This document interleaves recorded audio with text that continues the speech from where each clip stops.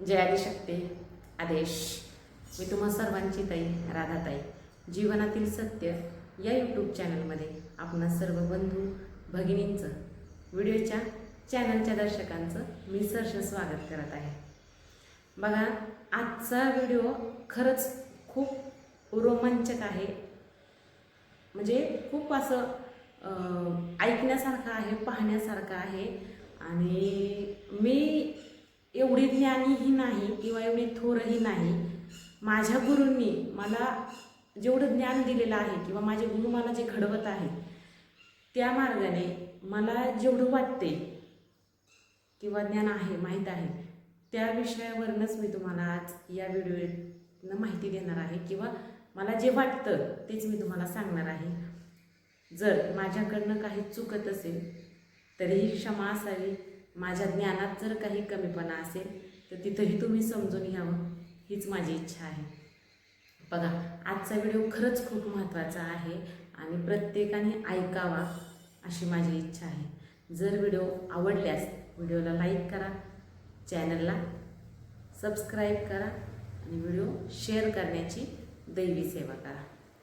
पहा, सध्याचं वातावरण अध्यात्म, भक्ती, देव ह्या सगळ्या गोष्टींचा जर विचार केला तर खरंच खूप गढूळ झालेला आहे.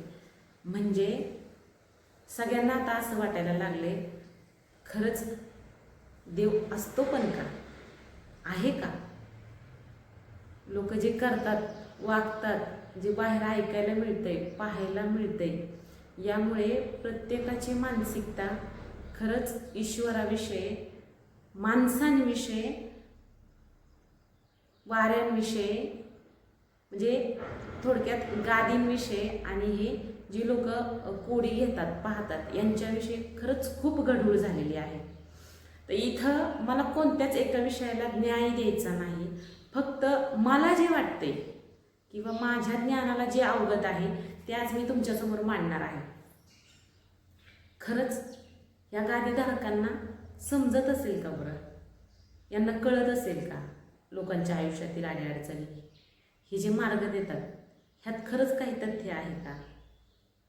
दुसरा तर विषय, वारं खरं असतं का, की त्यामागे ही वेगळी काही कल्पना आहे? किंवा आता सध्या समाज बरीच लोक उठतात आणि म्हणतात वारं नाहीच. तर त्यामागची ही भूमिका आपण पाहू. ठीक आहे. आणि हे सगळं जे चाललंय किंवा होत आहे ह्याच्यात काय बरोबर आहे, काय चूक आहे? पहा, तर मग विषय काय असतो माहिती आहे का? पहिल्यांदा तर आपण वाऱ्याविषयी, संचाराविषयी बोलूया. आता जेव्हा विज्ञानाने विचार केला, म्हणजे आपण आता 21व्या शतीत आहोत आणि या सगळ्या गोष्टींचा विचार जर केला तर बऱ्याच थोर व्यक्तींचं, शास्त्रज्ञांचं किंवा वैज्ञानिकांचं असं मन आहे, संचार किंवा वारं असं काहीच नसतं. का तर ही ईश्वर ही एक खूप मोठी दैवी ऊर्जा आहे, खूप मोठी ताकद आहे, खूप मोठी शक्ती आहे आणि ती या नाशवंत, या मलिन शरीरामध्ये येऊच शकत नाही. तर हो, या मताशी मीही सहमत आहे. पण का आणि कशामुळे? आणि जर येते तर खरंच ते खरं आहे का, हे पण मी आज तुम्हाला बोलणार आहे. खरंच व्हिडिओ खूप महत्त्वपूर्ण आहे. पहा, शेवटपर्यंत पहा. पहा, जेव्हा आपल्याला संचार येतो की नाही, तर माझे बाबा सद्गुरू काशीनाथ बाबा हे आम्हाला नेहमी शिकवतात की संचाराच्या काही अवस्था असतात, वाऱ्याच्या काही अवस्था असतात. मग तुम्हाला त्या कोणत्या अवस्थेत येतोय? बरेच प्रकार त्यांनी आम्हाला शिकवले, पण कोणत्या अवस्थेत जाऊन येतोय ते महत्त्वाचं. सगळीच वारी दैवी नसतात, यातील काहीच वारी दैवी असतात. काही गणांची असतात, काही भूतांची असतात, काही मनांची असतात, काही इच्छेची असतात, काही नाटकं असतात आणि काही मानसिक असतात. हेही तितकंच खरं आहे. पहा, जेव्हा एखादी व्यक्ती ईश्वराची भक्ती करते, तिचं काहीच म्हणणं नसतं. तिचं फक्त आपलं तिचं ईश्वर आणि तिचं रोजमर्राचं आयुष्य. पण काय होऊन जाते माहिती आहे का, माणसाचं विकृती किंवा प्रवृत्ती अशी आहे की ती जर एखाद्या व्यक्तीशी किंवा एखाद्या वस्तूशी किंवा एखाद्या स्थितीशी कनेक्टेड झाली ना, तर ती मानसिक, भावनिक आणि शारीरिक पण होऊन जाते. म्हणजे थोडक्यात ती आपल्या सुखदुःखाचा वाली, आपल्या आयुष्यात येणाऱ्या घडामोडीचा, आपल्या आयुष्यात होणाऱ्या सर्व गोष्टींचा वाली त्या व्यक्तीला, त्या स्थितीला, त्या ईश्वराला बनवते. भावनिक अटॅचमेंट होऊन जाते तिची. ठीक आहे. आणि आपण मनुष्य आहोत. शास्त्रानुसार, विज्ञानानुसार आणि अध्यात्मानुसार नाना गुणाने आपण संपन्न आहोत. एखादी गोष्ट आपल्या मनाने किंवा विचाराने धरली ना, तर ती खूप खोल जाते. लक्षात घ्या. काय होऊन जातं, जेव्हा माणूस भक्ती करत राहतो की तो खूप खोल अवस्थेत जाऊन भक्ती करतो. मग त्याच्या प्रत्येक शरीरातल्या रोमरोमाने, नसानसाने, अणुरेणूने, म्हणजे त्याच्या शरीरातील ज्या ज्या त्यांनी बनलेला आहे तो पेशींनी, त्या प्रत्येकापर्यंत हा भाव पोहोचला जातो.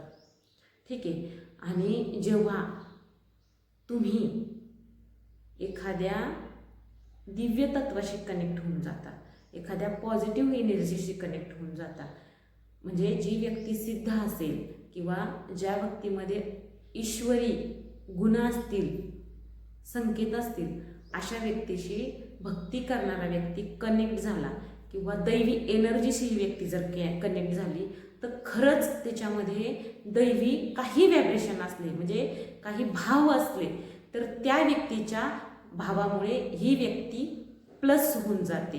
म्हणजे हिच्यातील भाव ईश्वरी भाव म्हणते आणखी वाढतात. थोडक्यात कुंडलिनी शक्ती म्हणता येईल, त्या व्यक्तीतील शक्ती म्हणता येईल, दैवी एनर्जी म्हणता येईल. हे सर्व वाढतं आणि ते बाहेर निघण्याचा प्रयत्न करतं. ठीक आहे. आणि याला अवस्था म्हणली जाते. बघा, मी आज वारकरी संप्रदायालाही एका गोष्टीचं उत्तर देते. तुम्ही म्हणता आंघोळ न करणारे, दात न घासणारे किंवा ज्या व्यक्तीचं आचरणच चांगलं नाही अशा व्यक्तीला संचार येतो. तर बंधू भगिनींनो, मी तुम्हाला विचारते, जेव्हा पांडुरंगांची अवस्था होऊन जाते, जेव्हा हरिनामामध्ये तुम्ही मंत्रमुग्ध होऊन जाता, तेव्हा का बरं त्या टाळ गजराच्या नादामध्ये विठ्ठल विठ्ठल नावाचा जयघोष करता? अहो, सहज आणि सोपं आहे. त्यालाच तर वारं म्हणतात आणि त्यालाच तर संचार म्हणतात. संप्रदाय कुठलाही पण असू द्या, महत्त्वाचं असतं भक्ती आणि त्या ईश्वराविषयी वाटणारी आस्था. आणि ती अवस्था रूपामध्ये, वाऱ्याच्या रूपामध्ये, संचाराच्या रूपामध्ये बाहेर पडते. कळते? आणि इथं काही पर्याय नसतोय. मग ती व्यक्ती त्या ईश्वराच्या नावाने, म्हणजे तिला ती सतत तो ईश्वर दिसत राहतो, मग ती व्यक्ती संचार अवस्थेत, वाऱ्याच्या अवस्थेत त्या ईश्वराच्या नावाने जयघोष करत असते, म्हणजे त्याचा जय जयकार करते. म्हणजे इथं देव अंगात येणं हा विषय होत नाही. ती व्यक्ती त्या तत्वाला भिडण्याचा प्रयत्न करते. ठीक आहे. आता काही भ्रामक गोष्टीने असं हे झालेलं आहे की त्या व्यक्तीच्या अंगातच तो देव येतो, तर असं होत नाही. हे खरं आहे. देव कधी अंगात येऊ शकत नाही. फक्त ज्या व्यक्तीच्या अंगात संचार येतोय तिची अवस्था थोडीशी उच्च झालेली असते, त्या परमेश्वराकडे तिने एक पाऊल आणखी वाढवलेलं असते. तर वार काय आहे हे माझ्या माहितीनुसार मी तुम्हाला समजवलेलं आहे. इथं चुकीचं असं काही नाही. आता विषय दुसरा आहे की खरंच ही जी वाऱ्यावाली लोक, ही जी अध्यात्मामध्ये काही स्तराला गेलेली लोक किंवा त्यांची प्रगती झालेली आहे ती लोक, किंवा ज्यांना सिद्धी प्राप्त झालेली आहे अशी लोक जेव्हा गादी चालवतात, गादी चालवणं म्हणजे समाजामध्ये जर काही सुखदुःख असतील, काही लोक खूप भक्ती करतात, खूप काय करतात, अक्षरशः दवाखान्या, नाना परिचय त्यांच्या वैद्यकीय उपचार यांच्यावर झालेले असतात, खूप साऱ्या टेस्ट म्हणजे तपासण्या ह्यांच्यावरती दवाखान्यात झालेल्या असतात, पण ह्यांना कुठंच त्याचा पर्याय मिळत नाही, कुठल्याच पद्धतीने ह्यांचा इलाज होत नाही. तर मग अशा वेळेस आपण मार्गदर्शक कोण? तर मंदिरात बसलेला पुजारी, एखादा ज्ञानी व्यक्तीही, एखादा शिक्षकही, एखादा आपल्याला एखाद्या चांगल्या मार्गावर जा म्हणणारा व्यक्तीही, आपल्या आयुष्यातील अडचणीवरती आपल्याला मार्ग दाखवणारा व्यक्ती म्हणजे मार्गदर्शक. आणि त्याच पद्धतीचे हे गादीधारक असतात. हे समाज कल्याणाचं काम करतात, लोकांना मार्ग दाखवतात, त्यांच्या अडीअडचणीवरती मात करतात. तर असे मग ती लोक एखादा वाऱ्याच्या अवस्थेतील व्यक्ती असू शकतो, एखादा साधक असू शकतो, एखादा महाराज असू शकतो, एखादा तांत्रिक असू शकतो, एखादा सिद्धी प्राप्त झालेला व्यक्ती असू शकतो, कुणीही असू शकतो. मग अशा लोकांकडं जाऊन मार्गदर्शन घेतात. ब्राह्मणही करतात, ज्योतिषशास्त्रानुसारही गोष्टी होतात. आता ॲस्ट्रोलॉजिस्ट म्हणून एक हे आलेलं आहे, ती लोक पण करतात. हा सगळ्यांचा एकच अर्थ आहे, पण समाजाने काहींना स्टेटस दिलेले की नाही हे विज्ञानाला धरून आहे, विषय एकच येतोय, पण काही गोष्टींमध्ये जास्त आव आणला जातो, काही गोष्टी एकदम विज्ञानाला धरून केल्या जातात, म्हणजे एक लेवलनी होतात, त्यामुळे त्यांना प्राधान्य दिलं जातं. आणि ह्या गादीधारकांना जी वारी वगैरे घेतात ह्यांना दिलं जात नाही का, तर ते नको त्या गोष्टींना पण कधी कधी खतपाणी घालतात. मुळात मला गादीधारकांना सांगायचे किंवा वाऱ्यावाल्यांना सांगायचे की दिखावा करण्याची गरज नसते. तुम्ही भक्ती करताय ना, तर फक्त भक्तीच करा. बघा, ईश्वर भक्तीमध्ये काहीच नियम, अटी आणि शर्ती नाही. एकदम सात्विकतेने भक्ती करा. भगवंत कधीच कुणाकडून काही मागत नाही किंवा त्याला पाहिजे नको असते. जेव्हा समोरचा व्यक्ती त्याच्या स्वइच्छाने ईश्वराला साकडं घालतोय, इच्छा व्यक्त करतोय, बोलतोय, तर तो भाग वेगळा आहे. अन्यथा हे पोट सोडलं ना तर जगण्यासाठी कशाचीच गरज नाही. ठीक आहे. ह्या सुखसोयी हा जो गडगंज डोलारा आहे ना, ह्याच्यासाठी काहीच प्रमाणात शुल्क गरजेचं असतो आणि तिथपर्यंतच आपण सीमित राहिले तर गरजेचं चांगलं असेल, माझं असं म्हणणं आहे. कारण माहिती आहे का, काही गोष्टींचा आपल्या आयुष्यात चुकीचाही परिणाम होऊन जातो, चुकीचाही अर्थ निघतो. तर आपण विषय भरकटतोय. पहा, माझ्या म्हणण्याने सगळ्यांनी चालवा असं माझं म्हणणं नाही, पण मला जे वाटलं ते मी बोलते. जेवढं गरजेचं आहे तेवढंच घ्या, अति नको. कारण अति केलं तर माती होतं. आणि हे कलियुग आहे, इथं वाईटच काय तर लोकांना चांगलं पण पचाना झालंय. आणि राहिला विषय भक्तीचा, तुमच्या श्रद्धेचा, तुमच्या विश्वासाचा, तुमच्या सामर्थ्याचा, तर बंधू भगिनींनो, हे कलियुग आहे. जेव्हा सतयुग होतं, द्वापरयुग होतं, त्रेतायुग होतं, तेव्हाही ह्या समाजाला प्रभू श्री रामचंद्र समजले नाही, माता सीता समजली नाही, संत ज्ञानेश्वर तुकोबा, कान्होपात्रा कुणीच कळालं नाही. तर आपण तुच्छ व्यक्ती आहोत, माणसं आहोत, आपण नाशिवंत आहे हा देह, याचं काहीच खरं नाही. तर आपली ती काय कथा, तुमच्यातील सत्य पटवून देत असताना, तुमच्यातील खरेपणा पटवून देत असताना, तुमच्यातील भक्तीच पटवून देत असताना तुम्हाला मातीमोल होऊन राहावं लागेल, ईश्वराच्या चरणाची धूळ होऊन राहावं लागेल, ना की समाजाला चुकीच्या मार्गाला न्यायचे.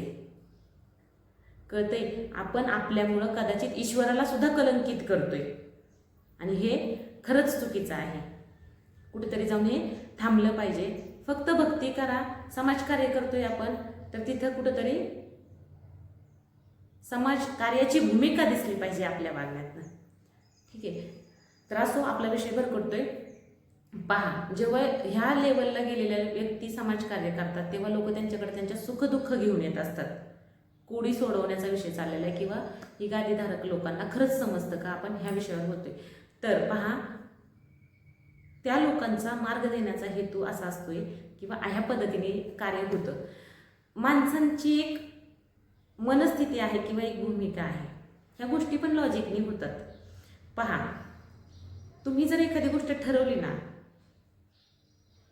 म्हणजे एखादं तुम्ही ठरवलं ना की नाही, ही गोष्ट होणं शक्य नाही, आता खूप कठीण झालं आहे, होऊच शकत नाही, पण हीच गोष्ट एखाद्याने गॅरंटी देऊन किंवा तुम्हाला समजलं आहे ही व्यक्ती करू शकते आणि त्याच व्यक्तीने तुम्हाला सांगितलं नाही ती गोष्ट होणार, मग तू असं असं कर, ती गोष्ट झाल्याशिवाय राहणार नाही. आणि त्या ठिकाणी ती गोष्ट होते पण का, तर तिथं पॉझिटिव्हिटी असते, इच्छाशक्ती असते, मनशक्ती असते आणि होण्याची सर्व लक्षणं असतात, म्हणून ती गोष्ट होते. आणि हेच कामं गादीधारक करतात. म्हणजे जिथं तुम्ही पाहायला जाता, जे ईश्वराचे मार्गदर्शक गादीधारक म्हणून काम करतात, ही लोक करतात तुमचं मनोबल पक्क करतात, तुमच्या मनामध्ये काहीतरी इच्छाशक्ती टाकतात, भले ते काही मार्ग पण देऊ. आता हा जी लोक चुकीचा मार्ग देतात, चुकीचा म्हणजे काय, अंधश्रद्धेला खत पाणी घालतात, यांच्याविषयी मी बोलत नाही. मी सात्विक बोलते, जे माझ्या गुरूंनी मला शिकवलं आहे. मुळात जे काही कार्य तुमच्या आयुष्यात किंवा ज्या अडचणी तुमच्या आयुष्यात येत असतात, त्या अडचणीचे उपायही तुम्हीच आहात, अडचण निर्माण करणारेही तुम्ही आहात आणि त्याचं मार्गही म्हणजे त्याचं सोल्युशनही तुमच्याच पाशी असतं. आणि हेच सगळं फक्त तुम्हाला ते गादीधारक जाणीव करून देतात, ते मार्गदर्शक तुम्हाला दाखवून देतात. आणि त्या मार्गावर गेल्यानंतर तुमच्या आयुष्याला येणाऱ्या अडीअडचणी, तुमच्या आयुष्यातील ज्या काही व्यत्यय असतील, अडथळे असतील, ते सर्व दूर करण्याचा मार्ग तुम्हाला ते दाखवतात, तुम्हाला भक्ती मार्गाला लावतात, ईश्वराची सेवा करायला लावतात, जे का तुम्ही कधीच करत नाही. आणि मुळात ईश्वर भक्ती सांगते की तात्पुरती काम होण्यापुरती भक्ती कधीच करू नका.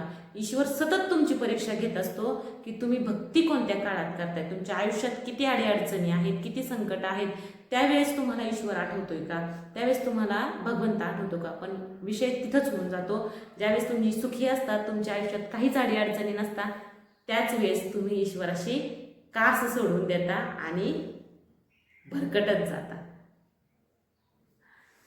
बघा, खूप सोपं आहे, अवघड काहीच नाही. मुळात आपणच काही गोष्टी चुकीच्या करून ठेवल्यात. सर्व तुमच्या पाशीच आहे, पण ते तुम्हाला कळना झाले,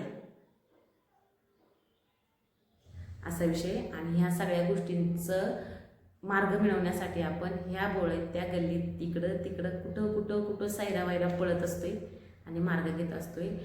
आणि समोरच्याने तुम्हाला किती जरी समजावून सांगितलं ना, मी स्वतः पाहिलेत लोक काय कसे वागतात. तुम्हाला लोक फसवत नाहीत, भोंदू लोक तुम्हाला फसवत नाही, तुम्ही जाऊन त्यांच्या वेळेच्यात फसताय, तुम्ही फसले जाताय.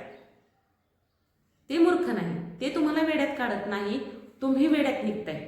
एखादी व्यक्ती जर सहज तुम्हाला सांगत असेल की काहीच नाही तुला, तर तुमची मानसिकता काय असते माहिती का, नाही, खूप मोठा त्रास आहे मला, खूप मोठी अडचण आहे मला, आणि ह्याला काही कळतच नाही, ह्याला येतच नसेल काही, हा देतच नाही काही, हा चुकीचा सांगतोय. आणि जो तुम्हाला सांगेल ना इतका खर्च कर, इतके उतारे कर, इतकी लिंब काप, इतक्या बाहुल्या हे कर, तुम्हाला तिथं विश्वास बसतोय, हे खरं आहे. आणि चुकतं इथंच, ती लोक तुमच्याकडून अंधश्रद्धा करून घेत नाही, तुम्ही स्वतः अंधश्रद्धेला बळी जाता, फसता, आहारी जाता. लोक तुमच्या घरी येत नाही, तो तुमचं काम करतो, पैसे द्या म्हणायला, तुम्ही म्हणता काय खर्च असेल तो आम्ही करायला तयार आहे, किती लागतात बोला, मग सांगा. आता मी माझं मत मांडले सगळ्याच विषयावर, वारी गादी, काय चुकतं, कोण चुकतं आणि कुठं चुकतं. खरा भगवंत, खरा ईश्वर आणि खरा अध्यात्म ह्याचा या सर्व गोष्टींची काहीच संबंध नाही. चुकीच्या गोष्टीला खतपाणी घालता, उगाच भरडले जाता आणि शेवटी पदरी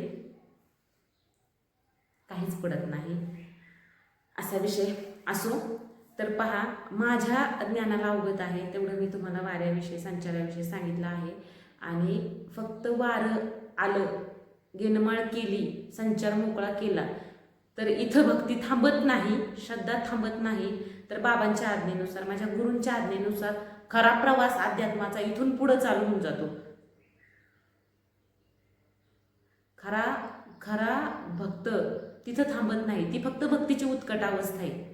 त्याच्यानंतर पुढच्या गोष्टी असतात. तुम्ही किती वेळ देवाला देताय, किती भक्ती करताय, किती तुमच्या कुंडलीनी शक्ती जागृत करताय, किती ईश्वराच्या किती तुम्ही जवळ जाताय. आणि जेवढे तुम्ही जवळ जाल ना तेवढ्या ह्या सगळ्या वेळख्यातनं अलिप्त होऊन जाल, फक्त ईश्वराचे होऊन जाल. आणि खरे गुरु, खरा ईश्वराचा भक्त तुम्हाला फसवत नाही बरं का, लुबाडत नाही. तो तुम्हाला खरा अध्यात्म, खरा देव आणि खरी भक्ती समजावतो, जाणीव करून देतो. पहा, मला जेवढं ज्ञान आहे, मला जेवढं कळतंय किंवा माझ्या गुरूंनी मला जेवढं अध्यात्माविषयी, म्हणजे मी ज्या मार्गावर आहे त्या गुरुकृपेने मला जेवढं ज्ञान आहे तेवढं मी आज सांगण्याचा प्रयत्न केला आहे. खरंच मनाला खूप म्हणजे वाईट वाटत होतं की काय चाललं आहे बाहेर, ह्या सगळ्या गोष्टीतनं घुसमट होत होती. आज मी हे सगळं व्यक्त झालेले आहे. माझ्याकडनं काही जर चुकत असेल तर मला नक्कीच कळवा, कमेंट करा, मेसेज करा. माझा नंबर डिस्क्रिप्शन बॉक्समध्ये दिलेला आहे. याच्यातनं मला कोणावरही टीका करायची नाही किंवा कोण चुकीचं आहे, कोण चांगलं आहे, कोण वाईट हे सांगायचं नाही. फक्त माझं एवढंच म्हणणं आहे की चुकीच्या गोष्टींना खतपाणी घालू नका. अध्यात्म भक्ती खूप प्रामाणिक आहे, सात्विक आहे, सोज्वळ आहे. श्रद्धा ईश्वरावरती असावी. एखाद्या ठिकाणी विश्वास असेल तर त्यापेक्षा जास्त काही करू नका. देवाला काहीच लागत नाही आणि पोटालाही जास्त काही लागत नाही. सर्वांनी व्हिडिओला आवडल्यास लाईक करायचं आहे, व्हिडिओ शेअर करायचा आहे, चॅनलला सबस्क्राईब करायचं आहे आणि हा व्हिडिओ सर्वत्र पोहोचावा, याची दैवी सेवा करण्याचा सर्वांनी सेवा करावी एवढंच सांगणं आहे. जय आदिशक्ती. आदेश. ओम नमः शिवाय.